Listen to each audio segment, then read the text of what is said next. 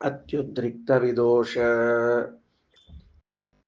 ಸತ್ಸುಖಮಃ ಜ್ಞಾನೈಕತಾನಪ್ರಭಾ ಸರ್ವಪ್ರಾಭವ ಶಕ್ತಿಭೋಗಬಲ ಸತ್ಸಾರಾತ್ಮದಿವ್ಯಾಕೃತಿಂ ಸೃಷ್ಟಿಸ್ಥಾನ ನಿರೋಧ ನಿತ್ಯ ನಿಯತಿ ಜ್ಞಾನಪ್ರಕಾಶಾವೃತಿ ಧ್ವಾಂತ ಮೋಕ್ಷ ವಿಮೋಕ್ಷದಂ ಹರಿಮಜಂ ನಿತ್ಯಂ ಸದೋಪಾಸ್ಮಹೇ. ಸರಿ, ಈಗ ನಿನ್ನೆ ಸಾಯಂಕಾಲ ಪಾಠದಲ್ಲಿ ಕಾಲಕಿ ಎಂಬ ಗ್ರಂಥವನ್ನ ಓದ್ತಾ ಆಚಾರ್ಯರು ಉಪನಿಷತ್ತಿನ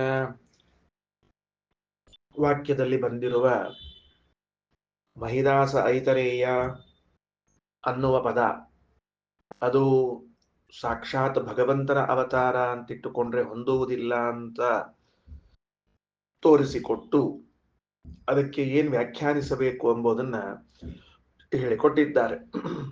ಇದಾದ ಮೇಲೆ ವೇದ ಮಂತ್ರ ಪ್ರಾರಂಭ ಆಗೋದು. ಸ ಯತ್ ಅಶಿಶಿಷತಿ ಯತ್ ಪಿಪಾಸತಿ ಯನ್ನರಮತೆ ತಾಹ ಅಸ್ಯ ದೀಕ್ಷಾಹ ಅಂತ ಪ್ರಾರಂಭ ಆಗ್ತಾ ಇದೆ.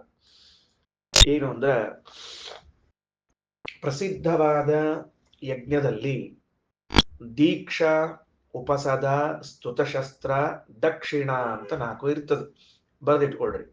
ಪ್ರಸಿದ್ಧವಾದ ಯಜ್ಞಗಳಲ್ಲಿ ಹೇಗೆ ಪ್ರಸಿದ್ಧ ಯಜ್ಞವನ್ನ ನಾವು ಚಿಂತನೆ ಮಾಡಿದ್ವಿ ಅಂದ್ರೆ ಪ್ರಾತಃ ಸವನ, ಮಾಧ್ಯಾಹ್ನ ಸವನ, ಸಾಯಂ ಸವನಗಳನ್ನ ಚಿಂತನೆ ಮಾಡಿದ್ವಲ್ಲ, ಹಾಗೆ ಇಲ್ಲಿ ಪ್ರಸಿದ್ಧವಾದ ಯಜ್ಞದಲ್ಲಿ ದೀಕ್ಷಾ ಒಂದು,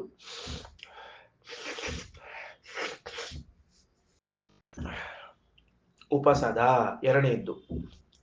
ಯಜ್ಞದಲ್ಲಿ ಬರುವಂತಹ ಒಂದು ಶಬ್ದ, ಅದು ಅಲ್ಲಿ ಮಾಡುವ ಒಂದು ಕ್ರಿಯೆ, ಆ ಕ್ರಿಯೆಯನ್ನು ತಿಳಿಸುವ ಶಬ್ದ. ಸ್ತುತಶಸ್ತ್ರ ಅಂತ ಮುಂದಿಂದು. ದಕ್ಷಿಣ ಅಂತ ಮತ್ತೊಂದು. ಸ್ತುತಶಸ್ತ್ರ, ದಕ್ಷಿಣ. ಇಲ್ಲಿಗೆ ಯಜ್ಞದ ಮುಖ್ಯವಾದ ಭಾಗಗಳು ಮುಕ್ತಾಯವಾಯಿತು. ಆದ ಮೇಲೆ ಕೊನೆಯಲ್ಲಿ ಅವಭೃತ ಅಂತ ಒಂದು ಬರ್ತದೆ.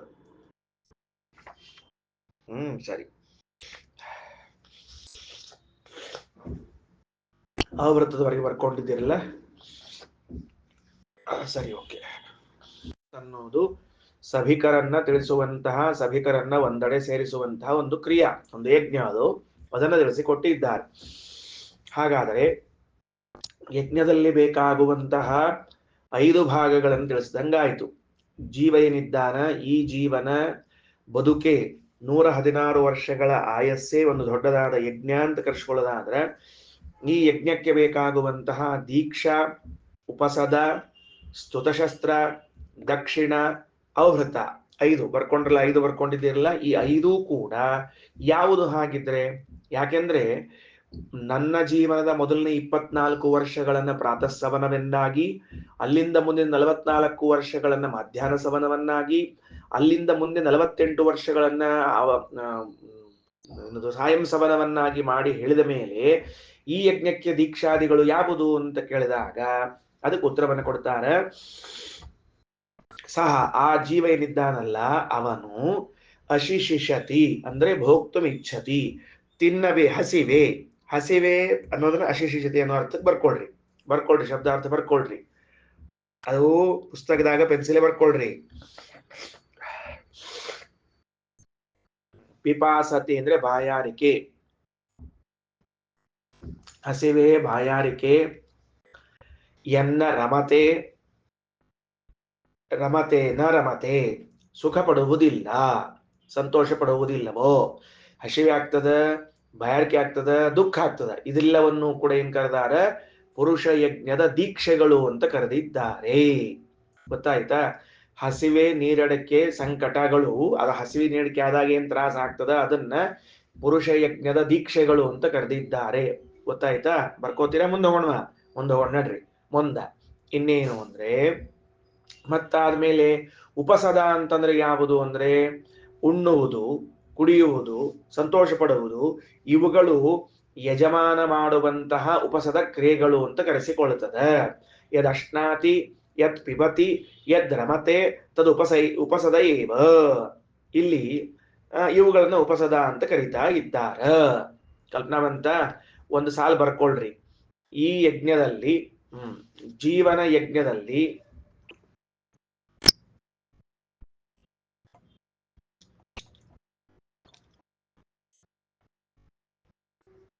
ಜೀವನ ಯಜ್ಞದಲ್ಲಿ ದೀಕ್ಷೆ ಎಂದರೆ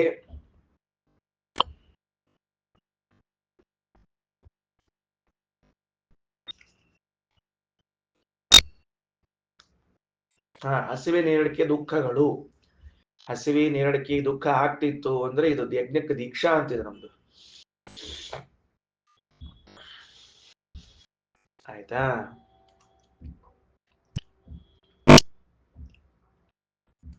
ಮುಂದ ಬರ್ಕೊಂಡಿರ್ಲೋ ಮುಂದೆ ಬರ್ರಿ.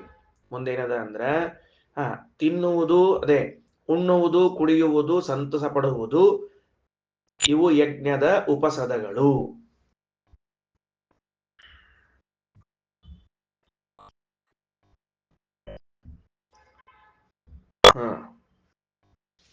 ಸಂತೋಷ ಪಡುವುದು, ತಿನ್ನುವುದು, ಉಣ್ಣುವುದು, ಸಂತೋಷ ಪಡುವುದನ್ನ ಉಪಸದ ಅಂತ ಕರೀತಾರ. ಮುಂದ ಇದಾದ ಮೇಲೆ ಸ್ತುತಶಸ್ತ್ರ ಅಂದ್ರೆ ಏನು ಅಂತ ಹೇಳಿಕೊಟ್ರೆ ಹೇಳ್ತೀನಿ, ಬರ್ಕೊಂಡ್ಬಿಡ್ರಿ. ಏನು ಅಂದ್ರ ನಗುವುದು, ತಿನ್ನುವುದು, ಸ್ತ್ರೀ ಸಂಗ ಮಾಡುವುದು ಸ್ತುತಶಸ್ತ್ರ ಅಂತ ಕರೆಸಿಕೊಳ್ಳುತ್ತದೆ. ನಗುವುದು, ತಿನ್ನುವುದು,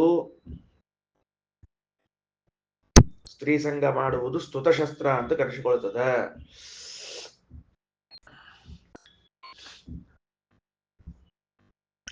ಇನ್ನ ಈ ಯಜ್ಞದಲ್ಲಿರುವಂತಹ ದಕ್ಷಿಣೆ ಬರ್ಕೊಳ್ರಿ. ಏನ್ ದಕ್ಷಿಣೆ? ಏನು ಕಾಯಿನ್ಗಳು, ನೋಟುಗಳು, ಚಕ್ಕುಗಳು ದಕ್ಷಿಣೆಗಳಲ್ಲ.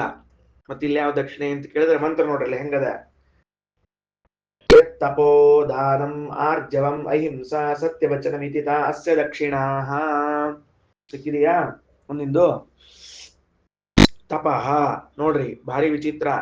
ನಾವು ಮಾಡುವಂತಹ ಚಾತುರ್ಮಾಸ್ಯ, ಚಾಂದ್ರಾಯಣ, ವಿಷ್ಣು ಪಂಚಕ, ಏಕಾದಶಿಯಾದಿ ವ್ರತಗಳೇ ಈ ಜೀವನ ಯಜ್ಞದಲ್ಲಿ ಕೊಡುವ ದಕ್ಷಿಣೆಗಳು ಅಂತ ತಿಳ್ಕೊಳ್ಬೇಕಂತ. ಆಯ್ತಾ? ದಕ್ಷಿಣೆ ಯಾವುದು ಅಂತ ಕೇಳಿ ಬೇರೆ ಯಾವುದಲ್ಲ. ಈ ಜೀವನ ಯಜ್ಞದಲ್ಲಿ ತಪಸ್ಸು, ಅದಕ್ಕೆ ರಾಯರು ಬರೀತಾರ ಕೃಚ್ಛ ಚಾಂದ್ರಾಯಣಾದಿ ಪರಾಪರ ತತ್ವ ಚಿಂತನಂ ಬಾ. ಎರಡು ಅರ್ಥ ಬರೆದಿದ್ದಾರೆ ತಪಸ್ಸು ಅನ್ನೋದಕ್ಕೆ. ಒಂದು, ನಾವೀಗೇನು ಪಾಠವನ್ನ ಕೇಳ್ತಾ ಪರಾಪರ ತತ್ವಗಳ ಚಿಂತನೆಯನ್ನು ಮಾಡ್ತಿದ್ದೀವೋ ಇದು ಕೂಡ ಈ ಜೀವನ ಯಜ್ಞದ ದಕ್ಷಿಣೆ ಅಂತ ಕರೆಸಿಕೊಳ್ತದ.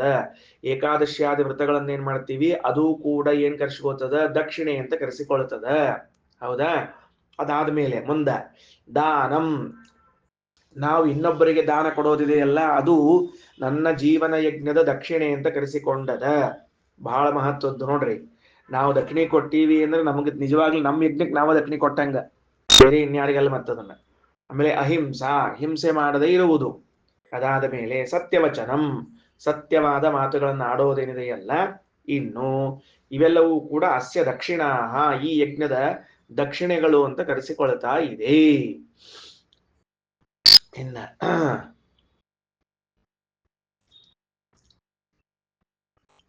ಹೌದು, ನೀವು ಹಿಂಗ್ ಹೇಳಿದ ಮೇಲೆ ಆ ಯಜ್ಞದಲ್ಲಿ ಮತ್ತೊಂದು ಮಾತು ಬರ್ತದ. ಏನದ? ಸೋಷ್ಯತಿ ಸವನಂ ಕರಿಷ್ಯಸಿ ಅಸೋಷ್ಟ. ಸೋಷ್ಯತಿ ಎಲ್ಲಿ ಮತ್ತೆ ಶಬ್ದ ಹೇಳಿದ್ದ ನೋಡ್ರಿ. ಸೋಷ್ಯತಿ ಅಸೋಷ್ಟ ಇತಿ ಅಂತೇನದ ಅದು ಏನಂತಂದ್ರ ಸೋಮಲತೆಯನ್ನ ಹಿಂಡುತ್ತಾನ, ಸೋಮಲತೆಯನ್ನು ಹಿಂಡಿದ ಅಂತ ಹೇಳುವಂತಹ ಒಂದು ಮಾತದ ಪ್ರಸಿದ್ಧ ಯಜ್ಞದಲ್ಲಿ. ಇಲ್ಲಿ ಯಾವುದು ಅಂತ ಕೇಳಿದ್ರೆ ಪುನರುತ್ಪಾದನಮೇವ ಅಸ್ಯ, ನಾವು ಸಂತಾನವನ್ನ ಪಡೆಯುವುದೇ ಈ ಯಜ್ಞದಲ್ಲಿ ಏನು ಸೋಮರಸವನ್ನ ಹಿಂಡಿದಂತೆ. ಬರ್ಕೊಂಡಿಟ್ಕೊಳ್ರಿ. ಪುರುಷ ಯಜ್ಞದಲ್ಲಿ ಏನದು? ಪುರುಷ ಯಜ್ಞದಲ್ಲಿ ಸೋಮರಸ ಯಾವುದು ಅಂತ ಕೇಳಿದ್ರೆ ನಾವು ಪುನರುತ್ಪಾದ, ನಾವೇ ಪುತ್ರ ರೂಪದಲ್ಲಿ ಮತ್ತೆ ಹುಟ್ಟಿ ಬರುವುದನ್ನೇ ಸೋಷ್ಯತಿ ಅಸೋಷ್ಟ ಅಂತ ಕರಿತಾ ಇದ್ದಾರೆ. ಮುಂದ ತನ್ಮರಣಮೇವ ಅವಭೃತಃ, ಈ ಜೀವ ಏನು ಮರಣ ಹೊಂದುತ್ತಾನೋ ಅದನ್ನೇ ಆವೃತ ಆವೃತ ಅಂತ ಕರೀತಾ ಇದ್ದಾರ. ರೈಟ್, ಮುಗಿದೋದ್ ಕೆಲಸ.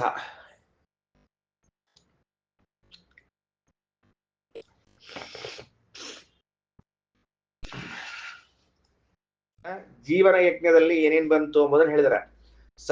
ಸಹ ಯತ್ ಅಶಿಶಿಷತಿ ಯತ್ ಪಿಪಾಸತಿ ಯನ್ನ ರಮತೆ ತಾ ಅಸ್ಯ ದೀಕ್ಷಾಃ. ಅವನಿಗೆ ಹಸಿವೆ ಆಗ್ತದ, ಬಾಯಾರಿಕೆ ಆಗ್ತದ, ಸುಖ ಸಂತೋಷ ಆಗುವುದಿಲ್ಲ ಅಂದ್ರೆ ದುಃಖ ಆಗಿರ್ತದ. ಇದೆಲ್ಲವೂ ಕೂಡ ಅವನಿಗೆ ದೀಕ್ಷಾ ಅಂತ ಕರೆಸ್ಕೊತದ. ಅದ ಯತ್ ತೃಷ್ಣಾತಿ ಯತ್ ಪಿಬತಿ ಯದ್ರಮತೆ ತದ್ ಉಪಸದೈಹಿ ಏತಿ. ಇನ್ನು ತಿನ್ನುವುದು, ಕುಡಿಯುವುದು ಮತ್ತು ಸುಖ ಪಡುವುದನ್ನ ಉಪಸದ ಅಂತ ಕರೀತಾರೆ.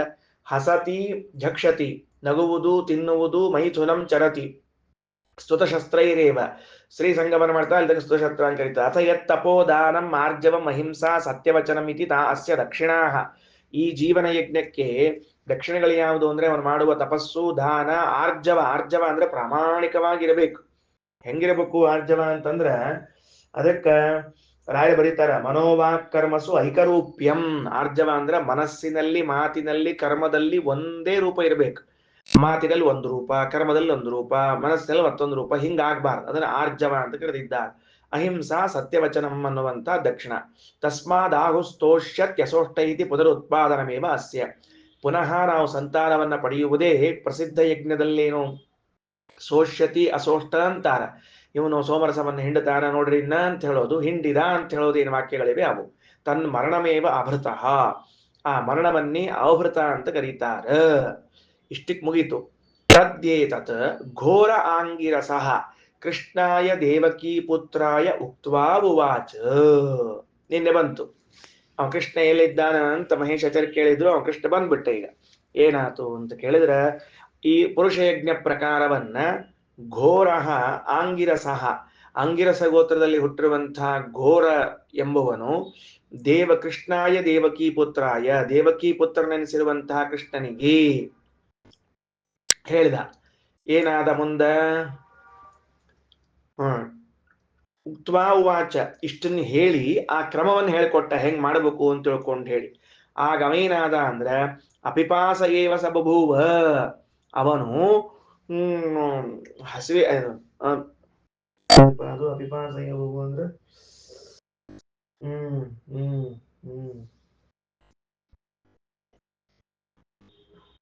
ಸರಿ, ಎಲ್ಲವನ್ನ ಉಳ್ಳವನಾದ.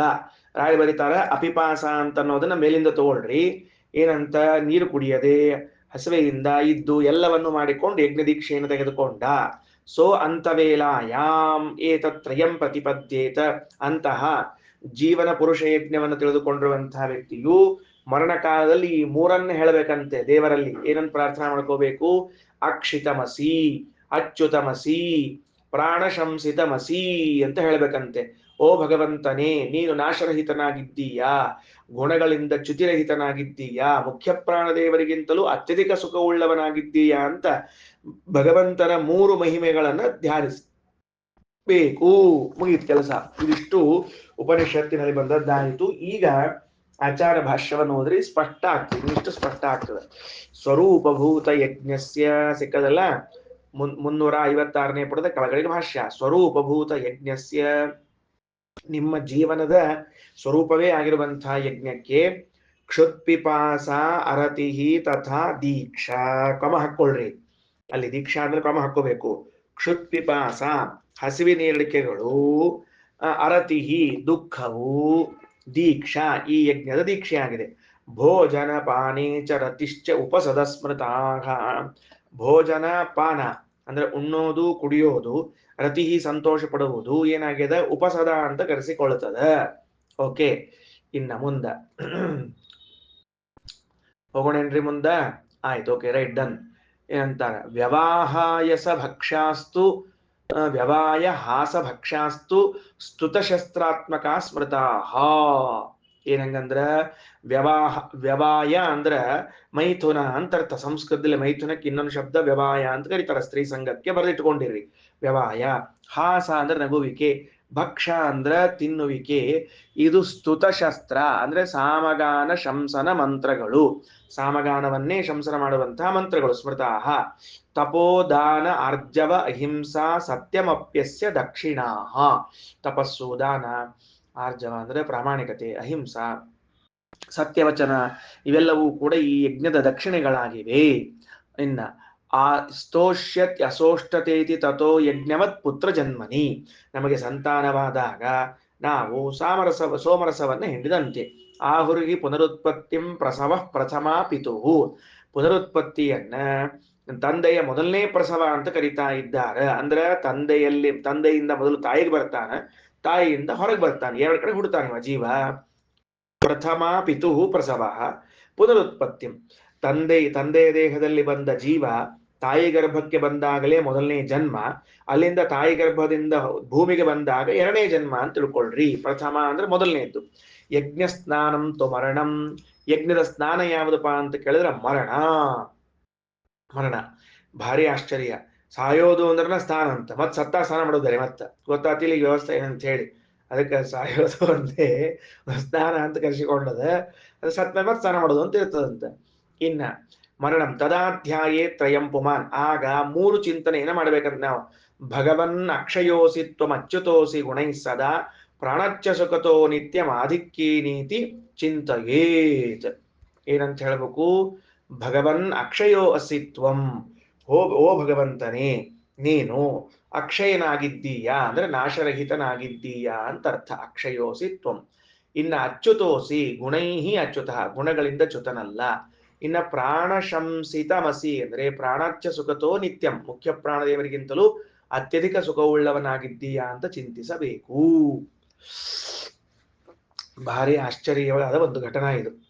ಏನ್ ಆಶ್ಚರ್ಯವಾದ ಘಟನಾ ಅಂತಂದ್ರೆ, ಸಹಜವಾಗಿ ಮರಣ ಕಾಲದಲ್ಲಿ ಭಗವಂತನ ಚಿಂತನ ಮಾಡಬೇಕು ಅಂತ ಹೇಳ್ತಿರ್ತಾರೆ, ಹೌದಾ? ಈ ಉಪನಿಷತ್ತು ಮರಣ ಕಾಲದಲ್ಲಿ ಏನೆಂದು ಭಗವಂತನ ಚಿಂತನ ಮಾಡಬೇಕು ಅಂತ ಹೇಳಿಗತ್ತದ ಅಂದ್ರೆ, ಭಗವಂತ ನಿತ್ಯನಾಗಿದ್ದಾನೆ, ಭಗವಂತ ಗುಣಗಳಿಂದ ಪೂರ್ಣನಾಗಿದ್ದಾನೆ, ಭಗವಂತ ಮುಖ್ಯ ಪ್ರಾಣದೇವರಿಗಿಂತಲೂ ಅಧಿಕ ಸುಖವುಳ್ಳವನಾಗಿದ್ದಾನೆ ಅಂತ ಚಿಂತಿಸಬೇಕಂತೆ ಮರಣ ವೇಲಾಯ, ಮರಣ ಕಾಲದಲ್ಲಿ.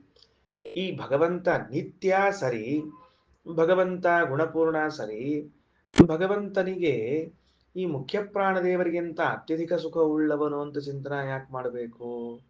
ಅದು ಮರಣ ಕಾಲದಲ್ಲಿ ಏನ್ ಅವಶ್ಯಕತೆ ಇದೆ? ಯಾಕಂದ್ರೆ ಸಂಬಂಧ ಗೊತ್ತಾಗಿಲ್ಲ. ಭಗವಂತನ ಚಿಂತನ ಮಾಡ್ರಿ ಅಂತ ಹೇಳ್ತಿರ್ತೀರಿ, ಬೇಕಾದ್ರೆ ಭಗವಂತ ಚಿಂತನ ಮಾಡೋಣ ಅಂತ. ಆದ್ರೆ ಮರಣ ಕಾಲದಲ್ಲಿ ವಾಯುದೇವರಿಗಿಂತ ಅಧಿಕ ಸುಖ ಉಳ್ಳವನು ಅಂತ ಏನದು? ಹಾಗಾದ್ರೆ ಉಪಾಸನೆಯಲ್ಲಿ ಒಂದು ಹೊಸದು ಆಡ್ ಆಯ್ತಲ್ಲ. ಬರೀ ಮುಖ್ಯ ಪ್ರಾಣದೇವರಿಗಿಂತ ಹೆಚ್ಚಿನವನು ಅಂತಲ್ಲಂತ, ಅತ್ಯಧಿಕ ಸುಖವುಳ್ಳವನಿದ್ದಿ ಅಂತ ಹೇಳ್ಬೇಕಂತ. ಪ್ರಾಣಾಚ್ಯ ಸುಖತೋ ನಿತ್ಯಂ ಆಧಿಕ್ಯೇನೇತಿ ಚಿಂತಯೇತ್. ಅಂದ್ರೆ ನಾವು ಈವರೆಗೆ ಕೇಳದೇ ಇರುವಂತಹ ಒಂದು ಅಪೂರ್ವವಾದ ಚಿಂತನೆ ಯಾವುದು ಅಂದ್ರೆ, ಮರಣ ಸಮೀಪ ಬಂದಾಗ ಓ ಹರಿಯೇ, ನೀನು ಮುಖ್ಯ ಪ್ರಾಣದೇವರಿಗಿಂತಲೂ ಸುಖದಲ್ಲಿ ಅತ್ಯಧಿಕನಾಗಿದ್ದೀಯಾ ಅಂತ ಚಿಂತನೆ ಮಾಡಬೇಕು. ಮರಣ ಕಾಲದಲ್ಲಿ ಭಗವಂತನು ಅವನು ನಿತ್ಯ ಅಂತ ಚಿಂತನೆ ಮಾಡಬೇಕು. ಮರಣ ಕಾಲದಲ್ಲಿ ಆ ಭಗವಂತ ಗುಣಪೂರ್ಣ ಚಿಂತನೆ ಮಾಡಬೇಕು. ಭಗವಂತ ಮರಣ ಕಾಲದಲ್ಲಿ ಇನ್ನೊಂದು ಚಿಂತನೆ ಯಾವುದು? ಮೂರನೆಯದ್ದು ಅಂದ್ರೆ, ಭಗವಂತ ಮುಖ್ಯ ಪ್ರಾಣದೇವರಿಗಿಂತ ಉತ್ತಮ ಅಂತ ಇಷ್ಟು ಚಿಂತನೆ ಮಾಡಿ ಸಾಕಾಗಿತ್ತು. ಉಪಲಕ್ಷಣೀಯ ನಾವು ಮಹಾಲಕ್ಷ್ಮಿಗಿಂತ ಉತ್ತಮ, ಉಳಿದವರಿಗಿಂತ ಉತ್ತಮ ಅಂತ ಚಿಂತನೆ ಮಾಡ್ತಿದ್ವಿ.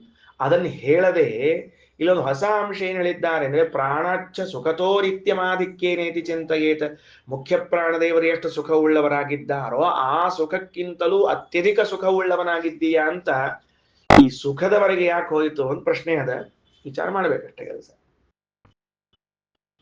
ಈ ಮೂರು ಕೊನೆಗೆ ಬಂದಿರುವಂತಹ ಮೂರು ಮಾತನ್ನು, ಭಗವನ್ ಅಕ್ಷಯೋಸಿ ತ್ವಂ ಅಚ್ಯುತೋಸಿ ಸದಾ ಗುಣೈಹಿ ಪ್ರಾಣಾಚ್ಯ ಸುಖತೋ ನಿತ್ಯಂ ಆಧಿಕ್ಯೇನೇತಿ ಚಿಂತಯೇತ್ ಅನ್ನುವ ಮಾತನ್ನ, ಇದನ್ನ ಮಾಡುವುದರಿಂದಾಗಿ ಏತಾದೃಶ ಯಜ್ಞಧ್ಯಾನೇನ ಅಪರೋಕ್ಷ ಜ್ಞಾನಂ ತೇನ ಭಗವತ್ ಪ್ರಾಪ್ತಿ ರೂಪಂ ಫಲಂಚ ಪ್ರತಿಪಾದ್ಯತೆ ಇತಿ ವಕ್ತವ್ಯಂ.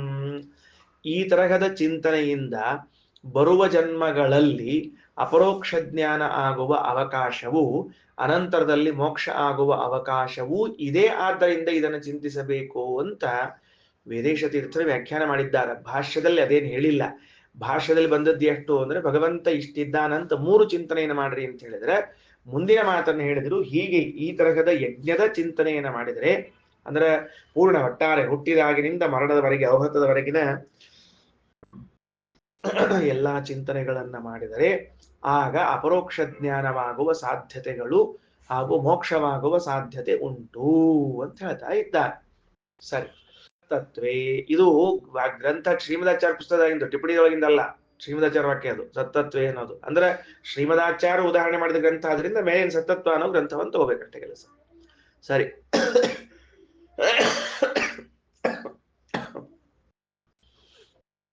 ಸರಿ ಮುಂದೆ ನೋಡ್ರಿ. ತತ್ರೇತೆ ದ್ವೇ ರುಚೌ ಭವತಃ, ಈ ವಿಷಯದಲ್ಲಿ 2 ವೇದ ಮಂತ್ರಗಳಿವೆ. ಇದು ಸಾಮವೇದದ ಚಾಂದೋಗ್ಯ ಆದ್ದರಿಂದ 2 ಋಗ್ವೇದ ಮಂತ್ರಗಳನ್ನ ಹೇಳಿಕೊಡ್ತಾ ಅದ. ಆದಿತ್ ಪ್ರತ್ನಸ್ಯ ರೇತಸೋ ಜ್ಯೋತಿಷ್ ಪಶ್ಯಂತಿ ವಾಸರಂ ಪರೋ ಯದಿದ್ಯತೆ ದಿವ ಉದ್ವಯಂ ತಮಸಸ್ಪರಿ ಜ್ಯೋತಿಷ್ ಪಶ್ಯಂತ ಉತ್ತರಂ ಸ್ವಃ ಪಶ್ಯಂತ ಉತ್ತರಂ ದೇವಂ ದೇವತ್ರ ಸೂರ್ಯಮಗಮನ್ನ ಜ್ಯೋತಿರುತ್ತಮಂ ಇತ್ಯಗನ್ಮ ಜ್ಯೋತಿರುತ್ತಮಮಿತಿ. ಇವೆರಡು ಮಂತ್ರ ಅಂತ ಹೇಳ್ಯಾರ. 3 ಸಾಲನೆ ಕೊಟ್ಟಾರ ನಿರ್ವಲ್ತ್ಯಾಕ. ಈ 2 ಮಂತ್ರಗಳ 3 ಸಾಲಿನಲ್ಲಿ ಕೊಟ್ಟ ಮಂತ್ರದ ಅರ್ಥ ಏನು ಅಂತ ತೆಳಗೆ ಶ್ರೀಮದಾಚಾರ್ಯ ವ್ಯಾಖ್ಯಾನ ಮಾಡಿದ್ರಿಂದ ನಾವು ಹೇಳುವ ಅವಶ್ಯಕತೆ ಇಲ್ಲೇ ಇಲ್ಲ, ಸೀದಾ ಹೋಗೋಣ ಉಕ್ವಾದ ವಾಕ್ಯ ಓದ್ಕೋತ.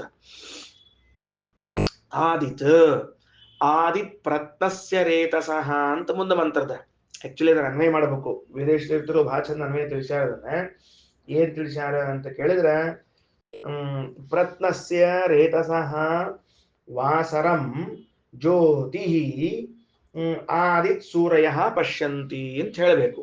ಸೂರ್ಯ ಅಂತ ಎಲ್ಲದ ಒಂದು ಇಟ್ಕೋಬೇಕು, ವಾಕ್ಯ ಇಟ್ಕೋಬೇಕು ಅಂತ ತಾತ್ಪರ್ಯ. ಜ್ಞಾನಿಗಳು ಏನ್ ಮಾಡ್ತಾರ? ಭಗವಂತನ ಅನುಗ್ರಹದಿಂದಲೇನೆ ಆ ಭಗವಂತನ ರೂಪವನ್ನ ಸಾಕ್ಷಾತ್ಕಾರ ಮಾಡಿಕೊಳ್ಳುತ್ತಾರೆ. ಬರ್ರಿ ನೋಡ್ರಿ, ಆಚಾರ ಭಾಷೆ ಓದ್ಕೋತ ಹೋಗ್ಲಿಕ್ಕೆ ಅರ್ಥ ಹೇಳ್ಕೋತ ಹೋಗ್ತೀನಿ. ಆದಿತ್ ತಸ್ಮಾದೇವ, ಆದಿತ್ ಅನ್ನೋ ಶಬ್ದಕ್ಕ ತಸ್ಮಾತ್ ಅಂತ ಅರ್ಥ. ತಸ್ಮಾತ್ ಅಂದ್ರೆ ಅವನಿಂದ ಅಂದ್ರೆ ತತ್ಪ್ರಸಾದ ದೇವ, ಆ ಭಗವಂತನ ಪ್ರಸಾದದಿಂದಲೇನೆ ಏನಾಯ್ತು? ಭಗವಂತನ ಸಾಕ್ಷಾತ್ಕಾರವಾಯಿತು. ಸರಿನಾ? ಭಗವಂತನ ಸಾಕ್ಷಾತ್ಕಾರಕ್ಕೆ ಭಗವಂತನ ಪ್ರಸಾದ ಮುಖ್ಯ. ಇದೆಲ್ಲಿ ಬಂದದ? ಲಕ್ಷ್ಮೀದೇವಿ ಹೇಳಲ್ಲ, ನನ್ನಿಂದಲ್ಲ ಅವನ ಪ್ರಸಾದದಿಂದ ದರ್ಶನ ಮಾಡ್ಕೊಂಡೆ ಅಂತ. ಆ ಮಾತಿಗೆ ಇದು ಸಂಬಂಧಪಟ್ಟದ್ದು. ತತ್ಪ್ರಸಾದಾದೇವ. ಮೇಲೆ ಮಂತ್ರದಲ್ಲಿ ಪ್ರತ್ನಸ್ಯ ಅಂತದ, ಪುರಾತನಸ್ಯ ಅಂತ ಮೊದಲ ಅರ್ಥ ಬರೋದು. ಅನಾದೇಹೇ ಭಗವತಃ. ಪ್ರತ್ನಸ್ಯ ಅನ್ನೋ ಶಬ್ದಕ್ಕ ಪುರಾತನ ಅಂದ್ರೆ ಓಲ್ಡ್ ಅಂತ. ಓಲ್ಡ್ ಅನಾದಿಯಾದ ಭಗವತಃ ಪರಮಾತ್ಮನ ರೇತಸಃ ಅಂದ್ರೆ ರತಿರೂಪಸ್ಯ ಆನಂದ ಸ್ವರೂಪನಾದ ಜ್ಯೋತಿ ಭಗವತ್ ಸ್ವರೂಪವನ್ನು ಪಶ್ಯಂತಿ ನೋಡುತ್ತಾರೆ. ಯಾರು? ಜ್ಞಾನಿಗಳು. ನಮಗೇನ್ ಬೇಕಾಗಿದೆ ಈ ವಿಷಯ? ಅವನ ಪ್ರಸಾದದಿಂದ ಅವನ ದರ್ಶನ ಅಂತ ಇಷ್ಟೇ ಬೇಕಾಗಿದೆ ಹೊರತಾಗಿ ಉಳಿದಂತ ನಮಗೆ ಸಂಬಂಧ ಇಲ್ಲ. ಯಾಕಂದ್ರೆ ಮೊದಲನೇ ವಾಕ್ಯದೊಳಗೆ ಲಕ್ಷ್ಮೀದೇವಿ ನಾನು ಅವನ ಅನುಗ್ರಹದಿಂದ ಅವನನ್ನ ಕಂಡದ್ದು ಅಂತ ಹೇಳ್ಕೊಂಡಾಳ, ನನ್ನ ಪ್ರಯತ್ನದಿಂದ ಅಲ್ಲ. ಅದೇ ವಿಷಯ ಬಂದದ ನಮಗೆ. ಆಯ್ತಾ? ಆದಿತ್ ಪ್ರತ್ನಸ್ಯ ರೇತಸಃ ಜ್ಯೋತಿಷ್ ಪಶ್ಯಂತಿ. ಮುಂತ ನೋಡ್ರಿ, ವಾಸರಂ ಅಂತ ದೇವರಿಗೆ ಹೆಸರು. ಯಾಕೆ? ವಾಸೇನ ರಮಯತಿ ಇತಿ ವಾಸರಂ. ಅವನು ವಾಸಿಸುವ ಮೂಲಕ ನಮಗೆ ಸುಖ ನೀಡುತ್ತಾನಾದ್ದರಿಂದ ದೇವರಿಗೆ ವಾಸರ ಅಂತ ಕರೀತಾರ. ಚಂದದ. ವಾಸೇನ ವಾಸ ಮಾಡುವ ಮೂಲಕವಾಗಿ,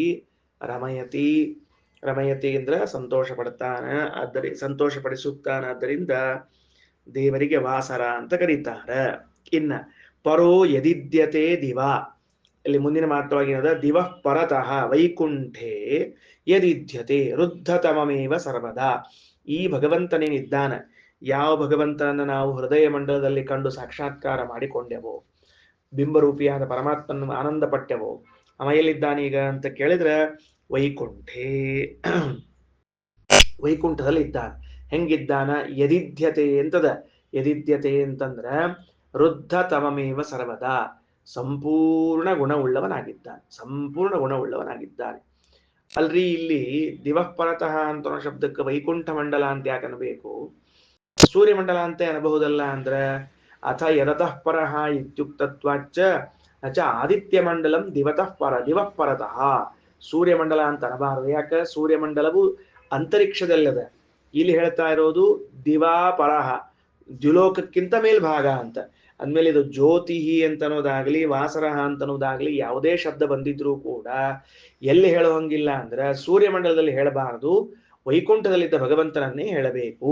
ಸರಿ, ಇತ್ಯುಕ್ತತ್ವ ಉತ್ತರಂ ಜ್ಯೋತಿ ಪಶ್ಯಂತಹ ಸ್ವರಾನಂದ ರೂಪಂ ಪರಿಪಶ್ಯಂತಹ, ಉತ್ತಮವಾದ ಜ್ಞಾನಸ್ವರೂಪನಾದ ಹಾಗೂ ಆನಂದ ಸ್ವರೂಪನಾದ ಭಗವಂತನ ರೂಪವನ್ನ ಕಂಡೇ ವಯಂ ನಾವು ತಮಸಃ ಉದಗಮನ್ಮ ಅಜ್ಞಾನವೆಂಬ ಕತ್ತಲೆಯಿಂದ ಹೊರಗೆ ಬಂದೆವು. ಅಂದ್ರೆ ಆ ಭಗವದ್ ರೂಪದ ಸಾಕ್ಷಾತ್ಕಾರ ಆಗುವ ತನಕ ಇನ್ನೂ ಗಾಢವಾದ ಅಜ್ಞಾನ ಇದ್ದೇ ಇತ್ತು. ಯಾವಾಗ ಭಗವಂತನ ಸಾಕ್ಷಾತ್ಕಾರವಾಯಿತೋ ಆಗ ಈ ಅಜ್ಞಾನ ಹೊರಟು ಹೋಯಿತು. ಉತ್ತರಂ ಜ್ಯೋತಿ ಪಶ್ಯಂತಹ ತದೇವ ಉತ್ತರಂ ಸ್ವಚ್ಛ ಪಶ್ಯಂತಹ, ಆ ಜ್ಯೋತಿ ಸ್ವರೂಪನಾದ ಭಗವಂತನೂ ಉತ್ತಮ, ಆನಂದ ಸ್ವರೂಪನಾದ ಭಗವಂತನೂ ಉತ್ತಮ. ಆ ಉತ್ತಮ ಅನ್ನೋದನ್ನು ಉತ್ತರ ಉತ್ತರ ಅಂತ ಕರೀಲಿಕ್ಕೆ ಅಷ್ಟ ಬೇರೆ ಏನಿಲ್ಲ. ದ್ವಿರುಕ್ತಿ ತಾತ್ಪರ್ಯಾರ್ಥ. ದ್ವಿರುಕ್ತಿ ಎರಡ್ ಸರ್ತಿ ಹೇಳಿದ್ದೆ ಯಾಕ? ತಾತ್ಪರ್ಯ ಅಲ್ಲೇ ಅದ ನಮಗ. ಎಲ್ಲದ ತಾತ್ಪರ್ಯ? ನಮ್ಮ ಅಭಿಪ್ರಾಯ ಏನದ? ಭಗವಂತನ ಸ್ವರೂಪ ಉತ್ತಮ ಉತ್ತಮ ಅಂತ ಅನ್ನೋ ವಿಷಯದಲ್ಲಿ ನಮಗೆ ಅಭಿಪ್ರಾಯ ಇದೆ. ಅದಕ್ಕೆ ನಾವು ಉತ್ತರ ಉತ್ತರ ಅಂತ ಎರಡ್ ಸರ್ತಿ ಹೇಳಿದ್ದೀವಿ ಅಷ್ಟೇ, ಬೇರೆ ಏನಿಲ್ಲ. ಓಕೆನಾ? ಉದಾಖ್ಯಂ ಜ್ಯೋತಿ ಉತ್ತಮಂ ತಮಸ ಸಕಾಶಾತ್ ಅಗಮನ್ ಪ್ರಾಪ್ತಾಸ್ಮ. ಅಷ್ಟೇ ಅಲ್ಲ, ಈ ಕತ್ತಲೆ ಎಂಬ ಅಜ್ಞಾನವೆಂಬ ಕತ್ತಲೆಯಿಂದ ಎದ್ದು ಬೆಳಕಿನ ಸ್ವರೂಪನಾದ ಶ್ರೇಷ್ಠನಾದ ಭಗವಂತನನ್ನು ನಾವು ಹೊಂದಿದ್ದೇವೆ. ಅಲ್ರಿ, ಉತ ಅಂತದ ಅಲ್ಲಿ ಮಂತ್ರದಲ್ಲಿ. ಉತ ಅಂದ್ರೆ ಪರಮಾತ್ಮ ಅಂತ ಹೆಂಗ್ ಬರ್ಬೇಕು ಅಂದ್ರೆ ಉತ ಇತಿ ನಾಮ ಇತಿ ಉತ ಉದಿತಸ್ಯ ಉದಿತಿ ನಾಮ ಇತಿ ಶ್ರುತೇಹೇ. ಆ ಭಗವಂತನಿಗೆ ಉತ್ ಅಂತ ಒಂದು ಹೆಸರದ, ಇಲ್ಲೇ ಛಾಂದೋಗ್ಯದಲ್ಲಿ ಬರ್ತದ ಮುಂದ. ಸರಿ, ದೇವಂ ದೇವತ್ರ ಅಂತದ. ದೇವಂ ದೇವತ್ರ ಅನ್ನೋದಕ್ಕೆ ಅರ್ಥ ಏನು? ದೇವತ್ರ ದೇವಂ ದೇವ ವಿಷಯೇಪಿ ದೇವಂ, ದೇವಾನಾಂ ದೇವಂ, ದೇವದೇವೋತ್ತಮ ಅಂತ ಅರ್ಥ. ಮಂತ್ರದಲ್ಲಿ ದೇವಂ ದೇವತ್ತಾಂ ಅಂತಿದ್ರೆ ದೇವದೇವೋತ್ತಮನಾದ ಅಂತ ಅರ್ಥ ಬರ್ಕೊಳ್ಬೇಕು. ಸರಿ, ಮುಂದ ಸೂರ್ಯವಿಹಿ ಪ್ರಾಪ್ಯತ್ವಾತ್ ಸೂರ್ಯಂ. ಇಲ್ಲಿ ಸೂರ್ಯ ಅಂತಿದ್ದದನ್ನ ಸೂರ್ಯನ ಮಂತ್ರ ಅಂತ ತಿಳ್ಕೊಬೇಡ್ರಿ. ಜ್ಞಾನಿಗಳಿಂದ ಪ್ರಾಪ್ಯನಾದದರಿಂದ ಭಗವಂತನನ್ನೇ ಸೂರ್ಯ ಎಂದು ಕರೆದಿದ್ದಾರೆ. ಸರಿ ಆಯ್ತಾ? ಈಗ ಮುಂದ 358ನೇ ಪುಟ ಭಾಷೆ ನೋಡ್ರಿ. ರತಿ ರೂಪಂ ಪರಂ ಜ್ಯೋತಿ. ಆನಂದ, ರತಿ ಅಂದ್ರೆ ಆನಂದ, ಆನಂದ ರೂಪನಾದ ಪರಂ ಜ್ಯೋತಿಯಾದ ಅನಾದೇಹೇ, ಅನಾದಿಯಲ್ಲಿರುವ ಕೇಶವಸ್ಯ ಯತ್ ಅಂದ್ರ ಅನಾದೇಹೇ ಕೇಶವಸ್ಯ ರತಿರೂಪಂ ಜ್ಯೋತಿ ಪರಂ ಜ್ಯೋತಿ. ಅನಾದಿಯಾದ ಜ್ಞಾನಾನಂದ ಸ್ವರೂಪನಾದ ಭಗವಂತನ ಯಾವ ರೂಪ ಇದೆಯೋ ಅದು ತತ್ಪ್ರಸಾದೇನ ಪಶ್ಯಂತಿ. ಮಂತ್ರ ತೆಳಗೆ ತಗೊಳ್ರಿ, ಭಾಷೆ ಹೋಗ್ಲಿಕ್ಕದ. ತತ್ಪ್ರಸಾದೇನ, ಆ ಭಗವಂತನ ಪ್ರಸಾದದಿಂದಲೇ ಪಶ್ಯಂತಿ. ಹೃದಯ ವಾಸಾದ್ ರತಿಪ್ರದಂ, ಹೃದಯದಲ್ಲಿ ವಾಸ ಮಾಡ್ತಾ ಸಂತೋಷವನ್ನುಂಟು ಮಾಡ್ತಾನಾದ್ರಿಂದ ವಾಸರ. ಯತ್ ಪೂರ್ಣಂ ಸರ್ವದಾ ಭಾತಿ, ವೈಕುಂಠದಲ್ಲಿ ಇದ್ದ ಭಗವದ್ ರೂಪವು ಯಾವಾಗಲೂ ಪೂರ್ಣವೇ ಆಗಿದೆ. ನಮಗೆ ವೈಕುಂಠದಲ್ಲಿದ್ದ ಭಗವದ್ ರೂಪವನ್ನ ಪೂರ್ಣವೇ ಅಂತ ತಿಳಿಲಿಕ್ಕೆ ಅವಕಾಶ ಅದ. ಅದಕ್ಕೆ ಸದಾ ಅಂತಾರ, ಸರ್ವದಾ ಅಂತಾರ. ಆದರೆ ಆ ಭಗವದ್ ರೂಪಗಳು ಭೂಮಿಯಲ್ಲಿ ಅವತಾರ ಮಾಡಿದಾಗ ರಾಮಕೃಷ್ಣಾದಿ ರೂಪಗಳನ್ನು ನೋಡಿದಾಗ ನಾವು ಪೂರ್ಣ ಹೌದೋ ಅಲ್ಲೋ ಅಂತ ಸಂಶಯಕ್ಕೆ ಒಳಗಾಗ್ತೀವಿ. ಕೃಷ್ಣ ಮಾಡಿದ ಕೆಲಸಗಳು, ರಾಮ ಮಾಡಿದ ಕೆಲಸಗಳನ್ನು ನೋಡಿದಾಗ ಅವ ಪೂರ್ಣ ಹೌದೋ ಅಲ್ಲೋ ಅಂತ ಸಮಸ್ಯೆ ಬರ್ತಿರ್ತದೆ. ಹಂಗೇನಿಲ್ಲ, ಯಾವಾಗಲೂ ಪೂರ್ಣ ಅಂತ ತಿಳಿದು ಬರುವಂತಹದ್ದು ವೈಕುಂಠದಲ್ಲಿ. ಹಂಗಿದ್ಮೇಲೆ ಇವುಗಳು ಪೂರ್ಣ ಅಂತ ತಿಳ್ಕೊಳ್ರಿ.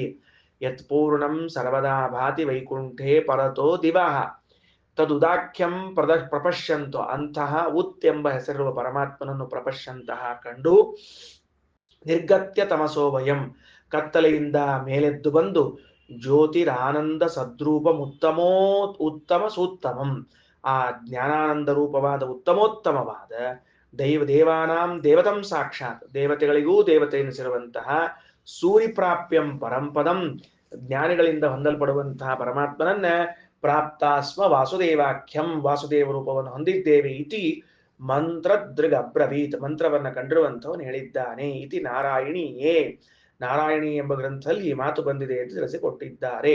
ಸರಿ, ಓಕೆ. ಈಗ ಈ ಮಂತ್ರದಲ್ಲಿ ಇದು ಎದಕ್ಕೆ ಕೊಟ್ಟಾರ ಅಂದ್ರ, ನೀವು ಹಿಂದೆ ಏನು ಇಷ್ಟೊತ್ತು ಉಪಾಸನೆಯ ಬಗ್ಗೆ ಕೇಳಿದ್ದೀರೋ ಅದರ ಬಗ್ಗೆ ಕೊಟ್ಟಿದ್ದಾರೆ ಅಂತ ಹೇಳಿದಂಗೆ ಆಯ್ತು. ಮಹಾಲಕ್ಷ್ಮೀ ದೇವಿಯು ತಾನು ಭಗವಂತನ ಭುಜಗಳ ಅಥವಾ ಭಗವಂತನ ಪ್ರಾಣಾಪಾನ ಅಂದ್ರೆ ವಾಸುದೇವ ಸಂಕಟ ಪ್ರದ್ಯುಮ್ನ ರೂಪಗಳನ್ನು ಅಥವಾ ನಮಗೆ ಪುರುಷ ಯಜ್ಞ ಅಂತ ಉಪದೇಶ ಮಾಡಿದ್ದನ್ನು ಎಲ್ಲದಕ್ಕೂ ಸೇರಿಸಿ ಹೇಳಿರುವಂತಹ ಒಂದು ಮಾತೇನು ಅಂದ್ರೆ ಈ ಎರಡು ಮಂತ್ರಗಳು. ಆ ಎರಡು ಮಂತ್ರಗಳಲ್ಲಿ ಬಂದಿರುವಂತಹ ಅಂಶ ಯಾವುದು ಅಂದ್ರೆ ಭಗವಂತ ನಮ್ಮ ಹೃದಯದಲ್ಲಿ ಇರುವಂಥವನು. ಆ ಹೃದಯದಲ್ಲಿ ತಾನು ವಾಸ ಮಾಡುವ ಮೂಲಕ ನಮಗೆ ಆನಂದವನ್ನುಂಟು ಮಾಡ್ತಿರ್ತಾನೆ. ಅಂಥ ಆನಂದಪ್ರದನಾದ ಭಗವಂತನ ಸಾಕ್ಷಾತ್ಕಾರವನ್ನ ಮಾಡಿಕೊಂಡು ಏನ್ ಮಾಡಬೇಕು ಅಂದ್ರೆ ನಮ್ಮ ಅಜ್ಞಾನದ ಕತ್ತಲೆಗಳನ್ನೆಲ್ಲ ಓಡಿಸಿಕೊಂಡು ಈ ಭಗವಂತ ಇದ್ದಾನೋ ಇವನೇ ವೈಕುಂಠಸ್ಥನಾದ ಭಗವಂತನಿಂದ ಅಭಿನ್ನನಾದವನು. ಅಲ್ಲಿ ವೈಕುಂಠದಲ್ಲಾದರೂ ಪೂರ್ಣ ರೂಪದಲ್ಲಿ ಇದ್ದಾನಾದ್ದರಿಂದ ಅದೇ ಪೂರ್ಣತೆಯೇ ಈ ರೂಪದಲ್ಲೂ ನಾವು ಕಾಣಬೇಕು ಅಂತ ಅರ್ಥವನ್ನ ಮಾಡಿಕೊಂಡು ಅಂಥ ಭಗವದ್ ರೂಪದ ಸಾಕ್ಷಾತ್ಕಾರ ಮಾಡಿಕೊಂಡ್ರು ಅಂತ ಈ ನಾರಾಯಣಿ ಎಂಬ ಗ್ರಂಥದಲ್ಲಿ ಮಂತ್ರಾರ್ಥವನ್ನ ಹೇಳಿದ್ದಾರೆ. ಶ್ರೀಕೃಷ್ಣ ಅರ್ಪಣಮಸ್ತು.